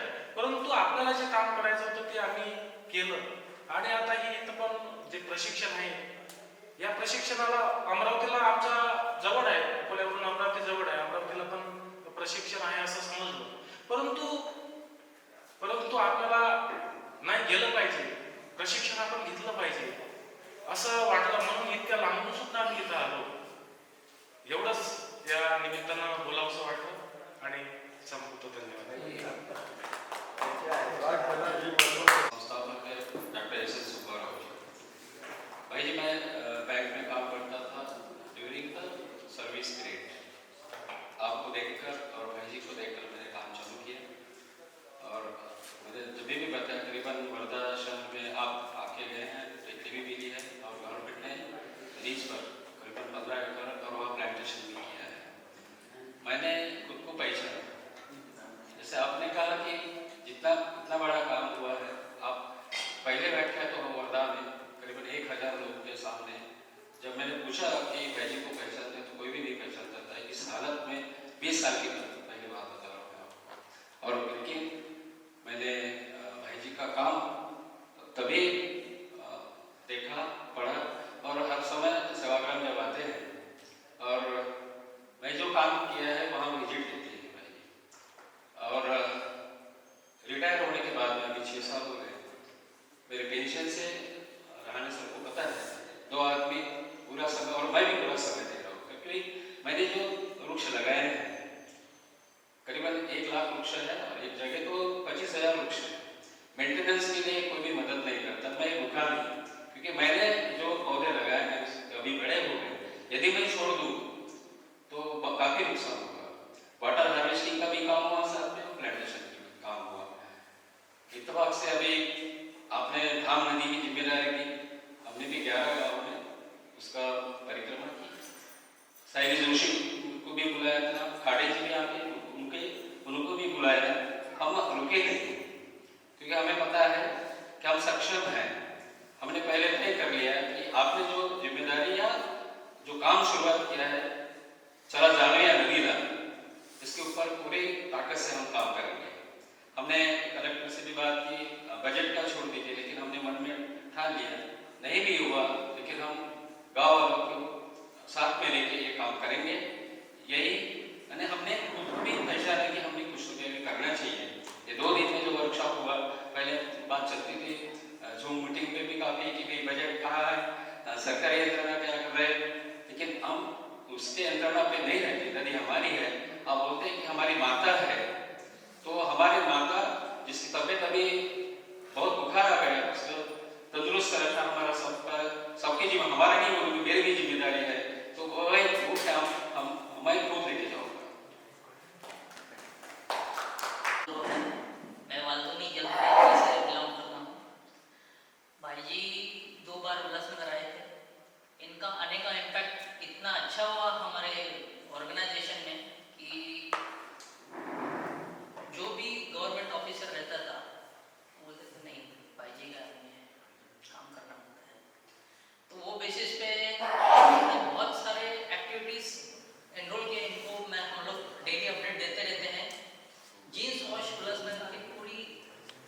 इनके बिहाफ में हम लोग बंद कर पाए और लीगल डॉक्यूमेंट्स जो है वो हम लोग देना चाहते थे। अब मैं मेरे बारे में और जो 1.5 दिन में हम लोग जो सीखे हैं उसके बारे में थोड़ा सा बताना चाहता हूँ। 1.5 दिन में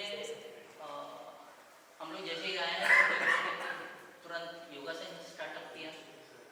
इसमें हम लोग स्वास्थ्य कैसे रख सकते हैं, मन कैसे स्ट्रांग रख सकते हैं, इसके ऊपर एक ऊर्जा मिली, कैसे काम कर सकते हैं।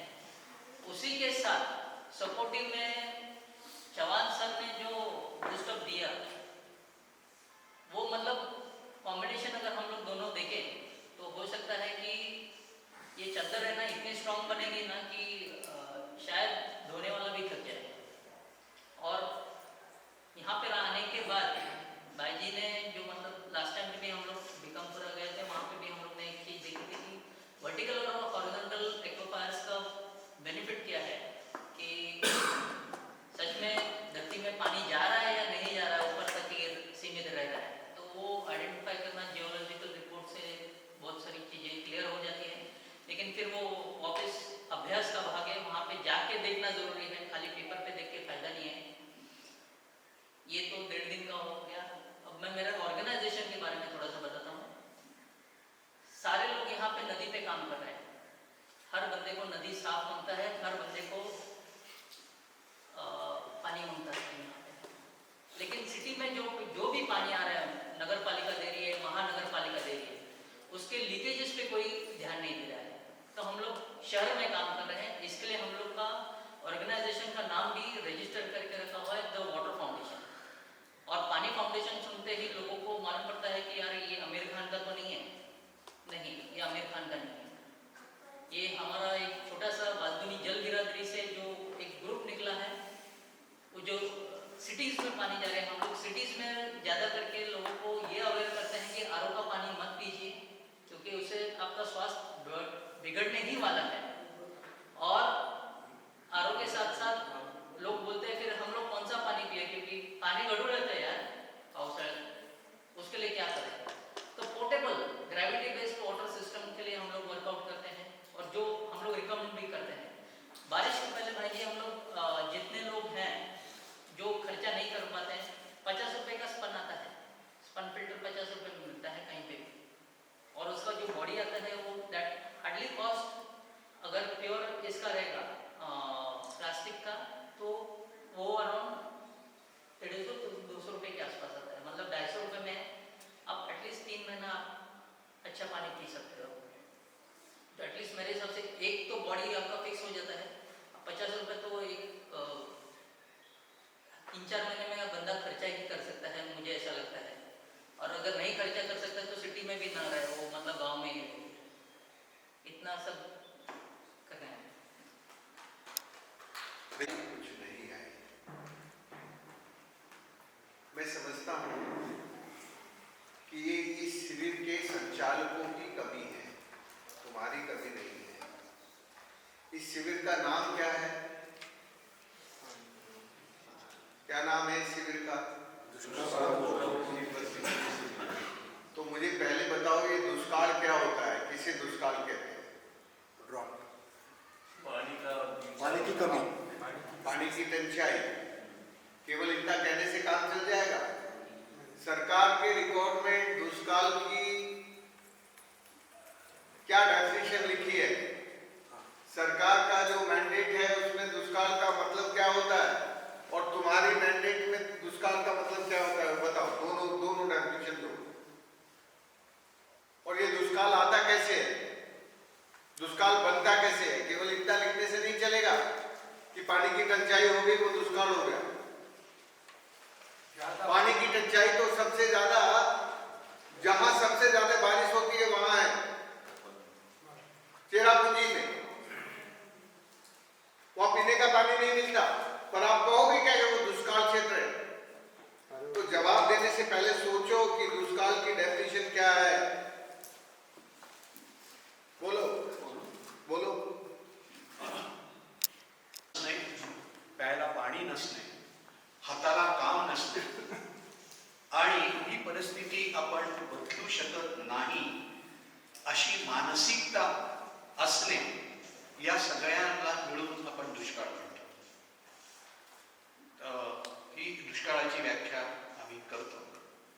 आणि दुसरा प्रश्न आपला होता की दुष्काळ आता कैसे है? एक है कि शासन ने जो व्याख्या बनाई है उसमें एक है कि जो भी सरासरी पाऊस जो असतो, सरासरी पावसाच्या 75% पेक्षा कमी पाऊस पडला तर शासन दुष्काळ टंचाईग्रस्त परिस्थिती डिक्लेअर करतं. त्याच्यापेक्षा कमी पडला तर दुष्काळ सहसा डिक्लेअर करतच नाही, पण टंचाईग्रस्त परिस्थिती डिक्लेअर करतात. एक गोष्ट आहे की दुष्काळ येतो ही गोष्ट एक आहे की फक्त पाऊस पडला म्हणजे पाऊस पडला नाही की दुष्काळ आणि पाऊस पडला की सुकाळ असंही नसतं. एक आहे की आपण त्या पडलेल्या पावसाचा उपयोग कसा करून घेतो आणि आपल्याकडे उपलब्ध असलेल्या पाण्याचा आपण बेसुमार वापर करतो. जे निसर्गाने आपल्याकडे दिलेलं वातावरण आहे त्याला सोडून पीक पद्धतीचा वापर करतो, गरजेपेक्षा जास्त पाणी वापरतो. या तिन्ही चारही गोष्टी माणसंच करतात आणि माणसंच दुष्काळ ओढून आणतात असं आम्हाला वाटतं. कोई और कुछ कहना चाहता है? बोलते हैं मतलब that is not an drinkable water. Excess water भी रहेगा तो ड्रिंकेबल नहीं है, वो दुष्काल ही है एक हिसाब से. और खाने का भी वही हिसाब है, अगर वो फूड खाने के लायक नहीं तो दुष्काल ही होने वाला है. तो एक्सेस फूड भी कभी कभी ऐसा होता है कि कुछ फूड खाने के लायक नहीं रह जाता है. ये मेरा मानना है. कोई और? जो 12 ज्योतिर्लिंग से एक है. भीमाशंकर में भी यही हालत है सर, जो आप चेरापूंजी की बोल रहे हैं, इधर से 40 किलोमीटर, सिर्फ 40 किलोमीटर. और आपने जो बता दिया क्या दुष्काळ किसको बोल सकते हैं, चारा टंचाई जो बोलते हैं सर, जनावरांसाठी जो चारा टंचाई आहे तो पण दुष्काळच आहे. पिण्याला पाणी नसणे, हाताला काम नसणे, ये सब दुष्काळ में समाविष्ट हो सकता है. ये होता है कि जहाँ 75% रेन जो उसकी नॉर्मल रेन है उससे जब कम हो जाती है तो वो उसको ड्राउट प्रोन एरिया डिक्लेयर कर देते हैं. तो ये जो डेफिनेशन है ये नेचुरल डेफिनेशन है, लेकिन एक ड्राउट होता है जो मैनमेड है. वो जो मैनमेड ड्राउट है वो असलियत में डिजास्टर है. तो हमारी जो डेफिनेशन होनी चाहिए उसमें नेचुरल और मैनमेड दोनों लिखे जाने चाहिए. मैं जरा बोल रहा हूँ उसको समझ के आज डिसाइड करना है हमारी आगे की डेफिनेशन. सामान्य वर्षा से कम या ज्यादा होने पर पेयजल, खेती, उद्योग की पूर्ति ना होवे और प्राकृतिक जीवन, चिड़िया, पेड़ पौधे सूखने लगे, जंगली जानवर पलायन करने लगे और आदमी लाचार, बेकार, बीमार होकर उजड़ने लगे, वो एरिया अकाल दुष्काल ग्रस्त होता है. अब ये भूल जाओ कि 70% रेनफॉल हुआ कि नहीं हुआ, क्योंकि इस वक्त मैनमेड ड्राउट ज्यादा है, नेचुरल ड्राउट कम है. जरा कोई इस डेफिनेशन को पढ़ के सुनाओगे विनोद भाई? वैसे लिखा नहीं, पेयजल, खेती, उद्योग की पूर्ति. तुम पढ़ के सुनाओ जरा, खड़े हो गए तो फिर ये बता देंगे, इसको फाइनल करो. क्योंकि जिस शिविर को तुम कर रहे हो उस शिविर में उन शब्दों की यदि परिभाषा नहीं है तो 50 से ज्यादा लोग यहाँ हैं जो डिसाइड कर सकते हैं, जिन्होंने जीवन में इसमें काम किया है. इसको अधिकृत ऑथेंटिक डेफिनेशन कहेंगे, वो जरा सोच के लिखना है. बोलो. 75% अतिरेक कम होती हैं उसे दुष्काल कहते हैं। जैसा मैन मेड नेचुरल पेयजल खेती उद्योग की पूर्ति न हो और प्रकृति जीवन सूखने लगे, जंगल जानवर पलायन करने लगे, जंगल उजड़ने लगे जंगल और जानवर पलायन करने लगे और आदमी लाचार होकर उजाड़ने लगे, उसे दुष्काल कहा जाता है। ठीक है, ये दुष्काल की डेफिनेशन तय करने के लिए हमारी तरफ से विनोद बोधकर इसको मराठी में, अंग्रेजी में, हिंदी में, तीनों में लिखेगा और इसमें 2 लोग और रहेंगे। उज्जवल है क्या यहाँ?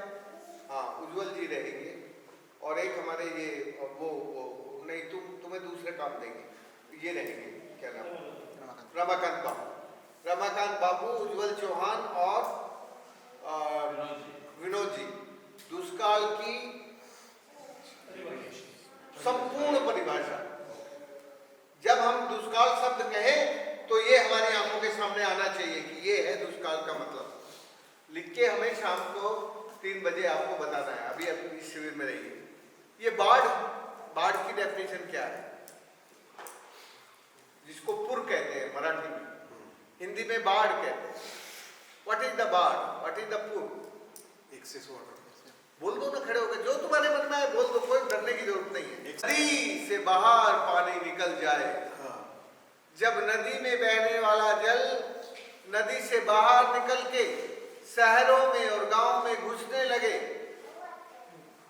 और जानवरों को, आदमियों को अपने प्रवाह में प्रवाहित करता हो, वो होती है बाढ़। जस्ट बोल। त्याच्या शेजारचे जे वृक्ष लागवड तोडलेली असते आणि आपण जे शेतकरी जे लोक आहेत त्याला पहिल्या खड्या असायच्या एकर जमिनी नदीच्या काठावर, त्या नदीच्या काठापासून आज आपण रानं काढले आणि काढल्याच्या नंतर नदीचा जो पूर आल्याच्या नंतर ज्या वेळेस आपण वाहून गाळ त्या नदीत गेला आणि नदी गेल्यानंतर नदी गाळल्या गेली, त्याच्यानंतर आपण ज्या वेळेस समजा प्लॅस्टिक असं काही असं रात प्लॅस्टिक टाकायला खिल्यात जागा कुठंच नाही, आम्ही प्लॅस्टिकवर काम करतोय, तर तिथं जागा नसल्याच्या लोक काय झालं आपल्या पाण्यात टाकायले, कुठं नदीत टाकायले, कुठं वड्यात टाकायले, ते जाऊन कुठं चाललंय तुमच्या नदीत चाललं। नदीत गेल्याच्या नंतर तिथं बंधारे बांधलेले शासनानं, त्या बंधाऱ्यात ते अडकल्याच्या नंतर कसं व्हायला, नदी ही ज्यावेळेस बरसात झाली त्यावेळेस ती 11 रूप धारण करायची आणि 11 रूप धारण केल्याच्या नंतर कसं व्हायला की येणारा जे पाण्याचा ओघ आहे तो त्या पात्रात न मावता तो बाहेर निघाला आणि बाहेर निघाल्याच्या नंतर शेतीचं नुकसान व्हायला, प्राण्यांचं नुकसान व्हायला, ही सत्य परिस्थिती आमच्याकडून घडलेली आहे। म्हणजे आणि ती नदी त्या घडली म्हणूनच आसना नदी या प्रोग्राम मध्ये आली, नंतर कयाधू नदी झालेली होती आणि त्या सगळ्यात मोठा घात होत असेल नदीचा तर आपण अतिक्रमण केलं, हा घात आहे। आणि प्लॅस्टिक बंदी, प्लॅस्टिकनं नदीचे गाळ पात्रावर येऊन आले, त्याच्यानं घाण होतं, त्याच्यानं नदी पात्रात फुटून चालल्या, नदी 11वी रूप धारण करते। बाढ़ और सुखाड़, ड्राउट एंड फ्लड, ये दोनों एक कॉइन की 2 साइड्स हैं। एक सिक्के की 2 साइड हैं। सुखाड़ वहां आता है, बेपानी लोग वहां होते हैं जहां से मिट्टी कट के बह जाती है पानी के साथ। जब मिट्टी कट के बह जाती है तो वहां हरियाली नहीं बचती, वहां कुएं में पानी नहीं बचता, लोग डिस्प्लेस होने लगते हैं, उजड़ने लगते हैं। बाढ़ वहां आती है, वो जो ऊपर से मिट्टी कट के आई है, जब वो नदी में जम जाती है, नदी का तल ऊपर उठ जाता है और नदी में बहने वाला पानी नदी से बाहर निकल के गांवों और शहरों में जाने लगता है। तो तुमने देखा, बाढ़ जो पानी लेके आता है वही सुखाड़ पैदा करता है। जब आप हिंदुस्तान में 100 साल की हिस्ट्री देखें, बाढ़ मुक्ति के लिए सरकार ने बांध बनाए। सरकार कहती थी हीराकुंड का बांध है उड़ीसा का, वो तो बना था कटक को बाढ़ मुक्त करने के लिए। सरकारें सब बांध के उद्देश्य में लिखती है कि बांध बनने से सुखाड़ की मुक्ति होगी और बाढ़ की मुक्ति होगी, लेकिन बंधों के कारण अब ज्यादा बाढ़ आती है क्योंकि बांधों का मैनेजमेंट ठीक नहीं होता। बांध को जब खोलना है तब खोला नहीं जाता और जब उसको बंद करना है तब बंद नहीं किया जाता। तो भारत में भ्रष्टाचार के कारण मेन ड्राउट एंड फ्लड दोनों बढ़ने लगे हैं। मुझे मालूम नहीं आप लोग इसको डिटेल में डेफिनेशन में कैसे लिखेंगे।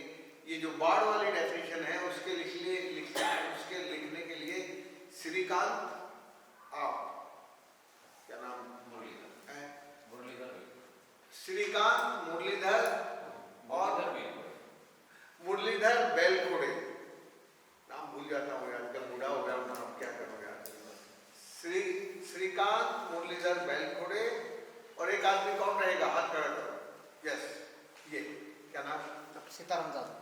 सीताराम जादव, हाँ जादव, तो 3 आदमी होंगे। लेकिन मैं विनोद भाई को कहता हूं कि जब वो ड्राफ्ट की डेफिनेशन लिख रहे हैं उससे पहले ये डिस्क्रिप्शन जरूर लिखिए। वो डेफिनेशन का हिस्सा नहीं है बट उसका डिटेल का हिस्सा है कि ड्राउट एंड फ्लड दोनों एक कॉइन की 2 साइड्स हैं, वो दोनों एक दूसरे के साथ जुड़े हुए हैं। इसीलिए आजादी से पहले 3% जमीन भारत में कुल सबसे ज्यादा जब प्रभावित हुई तो 3%। अभी भारत में 62% भूमि अंडर ड्राउट है, सुखाड़ग्रस्त है और 30% भूमि बाढ़ग्रस्त है। तो भारत में बाढ़ और सुखाड़ आजादी के बाद मल्टीप्लाई हुई है, बहुत तेजी से बढ़ी है। पहली प्लानिंग कमीशन की रिपोर्ट 1957 में एनसी सक्सेना ने दी थी। वो उस जमाने में वहां बहुत सीनियर आईएएस थे, उनको ये जिम्मेदारी दी थी कि बताओ भारत में कितने बेपानी गांव हैं। उस प्लानिंग कमीशन की पहली रिपोर्ट में लिखा है कि भारत में केवल 232 गांव ऐसे हैं जो नो सोर्स विलेज हैं। नो सोर्स का मतलब उनके पास अपना पानी नहीं है। आज इन गांवों की संख्या 87,000 है। कितनी? 87,000। तो ये जो ड्राउट एंड फ्लड दोनों बढ़ रहे हैं, यदि इन पर विचार नहीं किया गया तो हमारा भविष्य सुरक्षित नहीं है।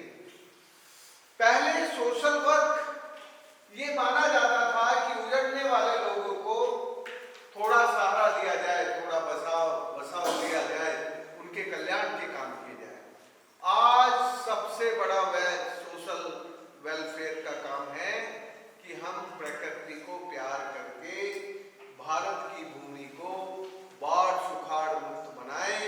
यदि भारत के गांव बाढ़ सुखाड़ से प्रभावित होकर उजड़ते रहेंगे तो भारत के शहरों में उनको जगह नहीं मिलेगी आप बसने के लिए।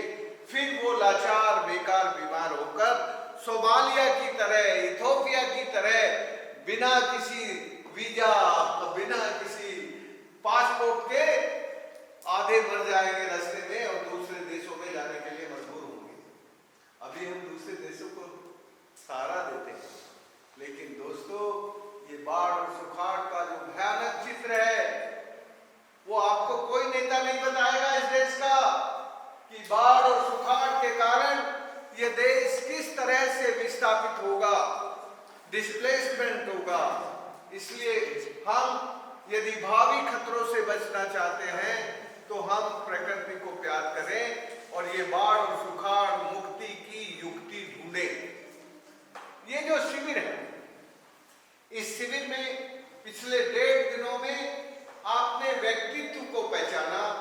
अब आप आज नेतृत्व पर बात कर रहे थे। क्यों कर रहे थे व्यक्तित्व और नेतृत्व पे बात? व्यक्तित्व इसलिए मजबूत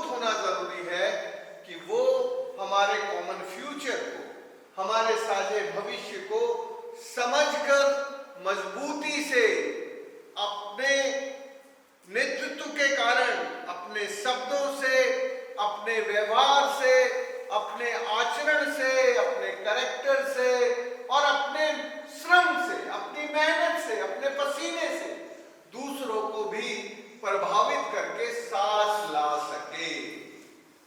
जो व्यक्ति अपनी समझ से, अपने श्रम से, अपने नैतिक बल से और अपने शब्दों के बल से समाज को जोड़कर समाज पर आने वाले संकट से मुक्ति दिलाने के रास्ते ढूंढता है, वो नेतृत्व का सबसे बड़ा गुण होता है। मैं ये माइक अब फिर वो जो अपने उज्जवल को देता हूं, क्योंकि जो बात वो कर रहे थे उसको थोड़ा आगे बढ़ा दें और फाइनल करते, फिर दोपहर बाद हम फिर सब लोग साथ बैठ के आगे के रास्ते ढूंढेंगे। ठीक है उज्जवल?